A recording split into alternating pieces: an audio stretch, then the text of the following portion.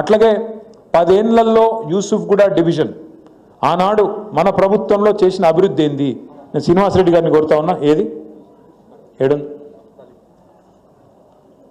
ఆ అభివృద్ధి ఏంది అనేది, ఎన్ని కోట్ల పనులు చేసినాం, ఏమేం పనులు చేసినాం, ఏ బస్తీలో ఏం పని చేసినాం, ఎంతమంది లబ్ధిదారులకు సంక్షేమ పథకాలు అందినాయి, ఇవన్నీ కూడా మీకు మొత్తం కొట్టి డీటెయిల్ ఇన్ఫర్మేషన్ మీకు ఇస్తాం.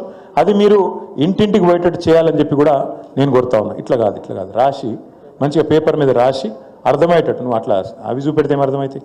దాంతోపాటు మనం ఏమేం చేసినాం అంటే ప్రోగ్రామ్, నీళ్ళు ఎట్లా ఇచ్చినాం, కరెంట్ ఎట్లా బాగా చేసినాం, గరీబోళ్ళకు పట్టాలు ఎన్ని ఇచ్చినాం, పెన్షన్లు ఎట్లా పెంచినాం, షాదీ ముబారక్ ఎంతమందికి వచ్చింది, కళ్యాణ లక్ష్మి ఎంతమందికి వచ్చింది, మనం ఇచ్చిన బతుకమ్మ చీరలు ఎంతమందికి అందినాయి, మనం చేసిన సంక్షేమ పథకాలు ఎంతవరకు పోయినాయి, ఇవన్నీ కూడా మనం చెప్పాలి. దాంతోపాటు ఇంకొక ముచ్చట కూడా మీరు అందరూ యాద పెట్టుకోవాలి. హైదరాబాద్ మహానగరం ఇవాళ ఎంత విస్తరించింది, ఎన్ని ఫ్లైఓవర్లు, ఎన్ని అండర్ పాస్లు, ఎన్ని రకాల కొత్త లింక్ రోడ్లు, ఇవన్నీ మనం వేసుకున్నాం. దానివల్ల ఇలా ఎంత కొత్తగా హైదరాబాద్ మహానగరం అద్భుతంగా తయారైంది 10 ఏళ్లలో, ఇది కూడా యాద్ చేయాలి. ఐటీ పరిశ్రమ ఎట్లా విస్తరించింది, 3 లక్షల మంది ఉండే ఐటీలో మన ప్రభుత్వం వచ్చినాడు, ఇలా 10 లక్షల మంది పిల్లగాళ్ళు పనిచేస్తాను అంటే 7 లక్షల మంది కొత్తగా పిల్లలు ఉద్యోగాలు చేస్తూ ఉన్నారు హైదరాబాద్లో. ఆ 7 లక్షల మంది వల్ల ఏమవుతుంది, అలా మన పిల్లగాడు కూడా ఉండొచ్చు ఉండకపోవచ్చు, కానీ ఏమవుతుంది, ఒక్కొక్క ఐటీ ఉద్యోగంతో 3-4 ఇండైరెక్ట్ ఎంప్లాయ్మెంట్, పరోక్ష ఉపాధి కూడా కలుగుతుంది. ఎందుకంటే ఒక్కొక్క ఐటీ పరిశ్రమ మీద ఎంతోమంది ఆధారపడి ఉంటారు. హోటల్ వాళ్ళు, రెస్టారెంట్ వాళ్ళు, అక్కడ క్యాబ్ నడుపుకుంటోళ్ళు, ఒకరు కాదు రకరకాలుగా మనకు పరోక్ష ఉపాధి అవకాశాలు కూడా వస్తాయి. అంటే ఒక దిక్కు హైదరాబాద్ పెరుగుతుంటేనే అందరికీ అక్కడ పనిచేసే లేబర్ కావచ్చు, కూలీలు కావచ్చు, మరి ఇతరత్ర నిర్మాణ రంగం మీద, కన్స్ట్రక్షన్ మీద ఆధారపడ్డలు కావచ్చు, అందరికి ఉపాధి దొరుకుతుంది. కాబట్టి ఆ రకంగా మనం పనిచేసుకుంటూ పోయినాం. మనం చేసింది ఏంది, అట్లాగే కాంగ్రెస్ ఇచ్చి మాటలు ఇచ్చి మోసం చేసింది ఏంది, ఈ రెండు కింద మనం కరెక్ట్గా యాద్ చేస్తే బ్రహ్మాండంగా పోలింగ్ పెంచవచ్చు. మన ఓటర్ ఎంతమంది ఉన్నారు, మన ఓటర్లు, వాళ్ళకు ఓట్లు ఉన్నాయా లేవా, ఇవన్నీ పర్ఫెక్ట్గా చూసుకొని మనం ముందుకు పోవాల్సిన అవసరం ఉంటుంది. అట్లాగే ఇంకొక 2-3 విషయాలు, మీరు ఫీల్డ్కి పోయినప్పుడు, ఇప్పుడు మీకు తెలుసు ఆటో డ్రైవర్లు వాళ్ళు మామూలు కోపం మీద లేరు. ఆటో అన్నలు తమ్ముళ్ళు మీరిగిన జర్ర ఉప్పందిస్తే వాళ్ళు అందుకొని మొత్తం ఆటోలు మీకు ప్రచార కేంద్రాలుగా మారిపోతాయి. వాళ్ళు మామూలు కోపం మీద లేరు. ఎందుకంటే మా కడుపు మీద కొట్టింది ప్రభుత్వం వచ్చినాక. మరి పోనీ ఫ్రీ బస్సు అంటే అదేమైనా అందంగా ఉందా అంటే అందులో లేడీస్ కూడా ఎక్కి సీట్ల కోసం ఆయన తనుకునే పరిస్థితి వచ్చింది. ఇంకో దిక్కు ఇవాళ ఆటో అన్నలు కూడా రోడ్డు మీద పడే పరిస్థితి వచ్చింది. అందుకే తప్పకుండా ప్రతి బూత్లో, ప్రతి మీ కాలనీలో, మీ గల్లీలో ఎంతమంది ఆటో డ్రైవర్లు ఉన్నారు, వాళ్ళ యూనియన్ ఏంది, వాళ్ళ నెంబర్లు కావాలి. అట్లాగే ప్రతి ఊరు, ప్రతి బస్తీలో, ప్రతి బూత్లో కొంతమంది ఇన్ఫ్లుయెన్సర్స్ ఉంటారు. ఇన్ఫ్లుయెన్సర్స్ అంటే పెద్ద మనిషి ఉంటాడు, కాలనీకి పెద్ద మనిషి. ఆ పెద్ద మనిషి చెప్తే అక్కడ వాళ్ళు వినేటట్టు ఉంటారు. వాళ్ళు ఎవరు, వాళ్ళ ఫోన్ నెంబర్ ఏంది, వాళ్ళ వివరాలు ఏంది, వాళ్ళ ఇంటి నెంబర్ ఏంది, అసొంటి అని తెలుసుకోవాలి. కుల పెద్దలు ఉంటారు కొంతమంది. ఆ కుల పెద్దలు ఎవరు, అసోసియేషన్, యూత్ అసోసియేషన్ ఉంటుంది, వాళ్ళెవరు, కుల సంఘం అంటే కుల సంఘం, హిందూ కావచ్చు, ముస్లిం కావచ్చు, క్రిస్టియన్ కావచ్చు, సిక్కు కావచ్చు, ఏదేం కావచ్చు, పెద్ద మనుషులు ఉంటే వాళ్ళ ఫోన్ నెంబర్ ఏంది. ఇది ఎందుకంటే మనం ఫోన్ చేసి రిక్వెస్ట్ చేద్దాం. నేను ఫోన్ చేస్తాను, అందరికి ఫోన్ చేసి నేను కూడా బతిమలాడతా. ఇట్లా మరి ఎలక్షన్ వచ్చింది, కాంగ్రెస్ వాళ్ళు లంగలు, వాళ్ళని పొరపాటున కూడా మళ్ళీ ఒక్కసారి సంధిస్తే నాశనం చేస్తారు హైదరాబాద్ను. హైడ్రా పేరుతో అందరు కొంపలు పుచ్చుకుంటారు. హైడ్రా పేరుతో మళ్ళీ మొత్తం గరీబోళ్ళ బస్తీల మీద పడి మరి ఏది కూడా లేకుండా చేస్తారు, అన్యాయం చేస్తారు. కాబట్టి మీరు మాకు సహకరించాలని అడుగుతా. ఎవరైనా రిటైర్డ్ ఉద్యోగులు ఉన్నారనుకోండి, మీ కాడ గవర్నమెంట్లో పనిచేసి రిటైర్ అయిన వాళ్ళు కానీ, ఆర్టీసీలో పనిచేసి రిటైర్ అయిన వాళ్ళు కానీ, వాళ్ళ వివరాలు. అట్లాగే మరి లోకల్గా ఉండే కార్మికులు, కొన్ని కార్మికులు కూడా అక్కడ మీ కుత్బులాపూర్ ఏరియాలో, మీ నిజాంపేట ఏరియాలో పనిచేసే కొంతమంది కార్మికులు కూడా మన దగ్గర ఉండేటోళ్ళు కూడా ఉంటారు, వాళ్ళ వివరాలు తీసుకోవాలి. అట్లాగే అక్కడ ఏమైనా ఎన్జిఓస్ ఉంటాయి, ఇవన్నీ మీకు ఇస్తాం. నేను చెప్పేది ఇవన్నీ మీకు కాగితం రూపంలో ఇస్తాం, ఒక ఫార్మాట్ కూడా ఇస్తాం.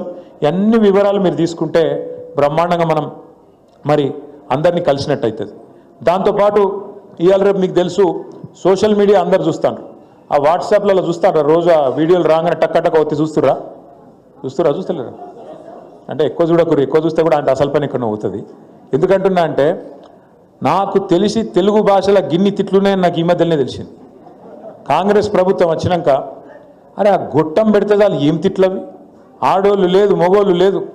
రేవంత్ రెడ్డి పేరు తీసుకోగానే ఎక్కడున్నాడు, మా ముంగటికి రమ్మని చెప్పి తిడుతుంటే అమ్మతోడు చెప్తున్నా, రేషం ఉన్నాడు ఇంకోటి కూడా అయితే ఇప్పటికో బకెట్లో నీళ్ళు దొడుకొని ఆయన దుంకి చచ్చిపోతున్నాయి. అలా రేవంత్ రెడ్డి కాబట్టి సిగ్గులేని బతుకు కాబట్టి బతుకుతుండు, కానీ అవి ఏం తిట్లవి అంటే మామూలుగా లేవు అవి.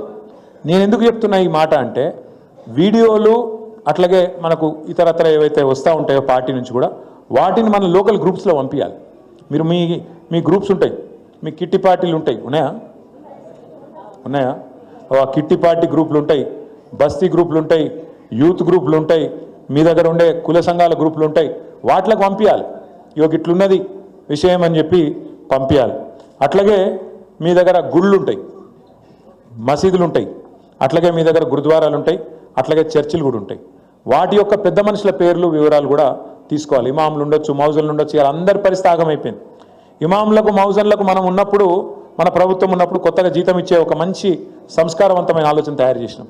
గుళ్ళల్లో ఎట్లయితే పూజారులకు ఇస్తున్నామో మన ప్రభుత్వ ఖజానా నుంచి, అట్లాగే మనం ఎందుకు ఇవ్వద్దు అని చెప్పి ఆలోచన చేసి ఇచ్చినాం. ఈ ప్రభుత్వం, కాంగ్రెస్ ప్రభుత్వం ఏం చెప్పింది, మేము డబల్ చేస్తాం. కేసీఆర్ 5,000 ఇస్తే మేము 10,000 ఇస్తామన్నాడు. ఇప్పుడు 5,000 కూడా ఇస్తలేడు. నిన్న మా మహమూద్ భాయ్ ప్రెస్ మీట్ పెట్టి వివరంగా చెప్పిండు. ఇస్తాననే ఇస్తలేడు, 8 నెలల నుంచి కొత్త ఎక్కడికి వెళ్ళి ఇస్తాడని చెప్పిండు. అట్లాగే నేను చివరిగా మీకు చెప్పేది, అక్కడ మీ దగ్గర కొన్ని హోటళ్ళు ఉంటాయి, కొంతమంది సినిమా కార్మికులు ఉంటారు మీ దగ్గర, ఫిలిం ఇండస్ట్రీ వాళ్ళు కూడా ఆ కృష్ణానగర్ కాలనీ ఆ ప్రాంతంలో ఉంటారు. వాళ్ళకి సంబంధించిన కూడా డీటెయిల్స్ తీసుకోవాలి. పేపర్ బాయ్స్ ఉంటారు మీ దగ్గర, పేపర్లు వేసిపోయేటోళ్ళు, వాళ్ళ వివరాలు కూడా తీసుకోవాలి. ఇవన్నీ ఎందుకు చెప్తున్నా అంటే, పాలు సప్లై చేసేటోళ్ళు, పాల ప్యాకెట్లు వేసేటోళ్ళు, ఇవన్నీ తీసుకుంటే వీళ్ళందరితోని నేను కూడా మాట్లాడతా, టెలికాన్ఫరెన్స్ పెట్టి వాళ్ళందరితో నేను కూడా మాట్లాడతా. ఈ వివరాలు మీరు తీసుకొని మన పోచంపల్లి శ్రీనివాసరెడ్డి గారి నాయకత్వంలో, మీ కార్పొరేటర్ గారు రాజ్ కుమార్ పటేల్ గారి నాయకత్వంలో, డివిజన్ అధ్యక్షుడు ఎవరు సంతోష్, మా తమ్ముడు డివిజన్ అధ్యక్షుడు సంతోష్ గారి నాయకత్వంలో ఈ వివరాలన్నీ మీరు పకడ్బందీగా తీసుకొస్తే మనం బ్రహ్మాండంగా, అవతలోళ్ళు ఎన్ని దుష్ప్రచారాలు చేసినా బీజేపీ కాంగ్రెస్ వాడు డోకా లేకుండా మాగంటి గోపీనాథ్ గారి సేవలు మళ్ళొక్కసారి జూబ్లీ హిల్స్ గుర్తు చేసుకున్నది. మాగంటికి మంచి ఈ గెలుపు ఒక కానుకగా మనందరం కూడా ఆయనకు అశ్రునివాళిగా అందించినాము అనే విధంగా తీర్పునియాలని చెప్పి నేను కోరుతా ఉన్నాను. దయచేసి మిమ్మల్ని నేను కోరేది, సీరియస్గా తీసుకుందాం ఎలక్షన్.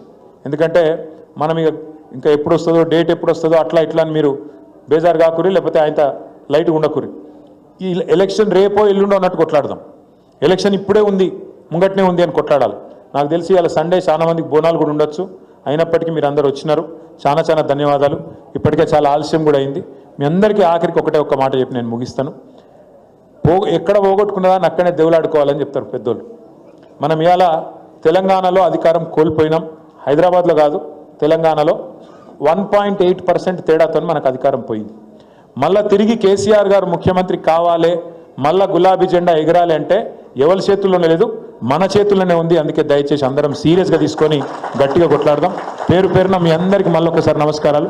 చిన్నపిల్లలతో సహా వచ్చిన మా ఆడబిడ్డలందరికీ మళ్ళొకసారి ప్రత్యేకంగా నమస్కారాలు. జై తెలంగాణ.